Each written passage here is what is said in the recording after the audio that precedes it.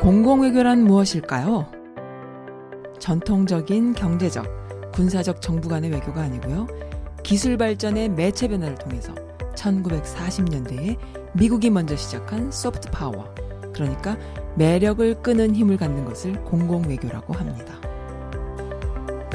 그러나 21세기의 신공공외교는 정보화, 민주화, 글로벌화, 4차 산업혁명 등의 현상으로 힘센 국가 혼자서 문제를 해결할 수가 없고요.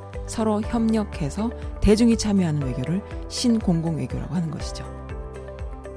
그래서 문화, 교육 등 여러 가지 생활 속에서 다양한 외교력을 만들어낼 수가 있는데요. 자, 여기서 잠깐 미주 한인들이 생활 속에서 벌이는 공공외교의 예를 제 주변에서 한번 찾아봤습니다. 가장 먼저 생각나는 것이 지난 유관순 서거 100년 기념 메릴랜드 국회에서 결의안 통과를 만장일치로 추진한 분들입니다.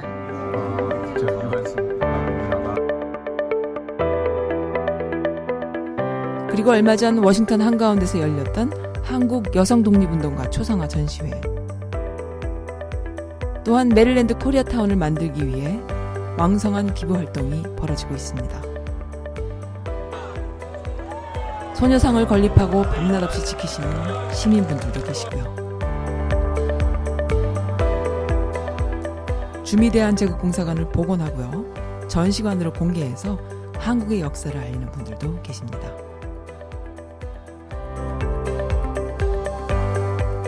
흑인 커뮤니티를 돕는 일을 오랫동안 해오신 어느 목사님의 꾸준한 활동. 그리고 대학 교수님들의 한국학 세미나도 공공외교에 들어가겠죠? 주정부의 인턴십 프로그램으로 한인 청소년들을 교육시키고 장학금의 기회를 주는 봉사자들. 한인들의 투표 동료 캠페인을 통해서 미국 정치인들에게 한인 사회의 파워를 알리는 일을 오랫동안 해오신 많은 분들. 그리고 공공기관까지 찾아가서 마스크 등의 방역 제품을 기부한 다양한 시민단체분들. 그리고 지난 워싱턴 협의회에서 열렸던 청년 컨퍼런스를 통해서 만들어진 한반도 평화 캐릭터 호이카시미를 홍보하는 전세계 평통위원분들.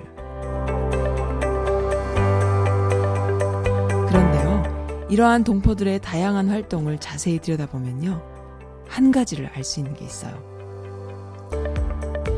20세기까지 냉전 시대 속에서 한반도의 지정학적 위치는 갈등의 중심이라고 할 수가 있었잖아요. 그러나 그것을 온전히 극복한 후에 한반도는 어떤 모습이 될까요? 교통의 중심지? K-팝 등의 문화의 중심지? 촛불 민주주의가 보여준 성숙한 시민의식의 중심지?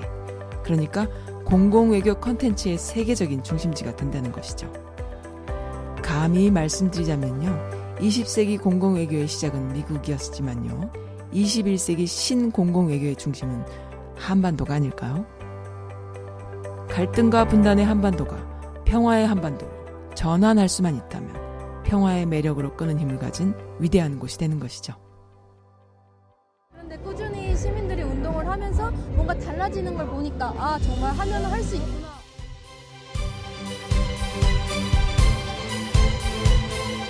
네, 그렇습니다. 우리 한민족은 예로부터 평화를 사랑하는 걸로 유명했어요. 그래서 외세로부터 줄기차게 침략만 받아왔죠. 그러나 이제는 평화의 상징이 되어서 매력으로 끌어당기는 힘을 가진 소프트 파워의 주체가 되지 않을까요? 그리고 그 안에 가장 중요한 분들이 바로 해외에 있는 재외 동포분들인 거죠. 게다가 여성 재외 동포분들.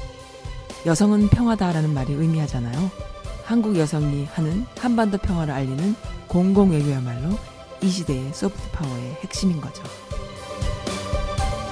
우리가 만드는 매력, 우리가 만드는 부드러운 파워, 이것이 이 시대의 가장 파워풀한 평화의 에너지일 뿐 아니라 신공공외교의 핵심 컨텐츠가 되는 것입니다.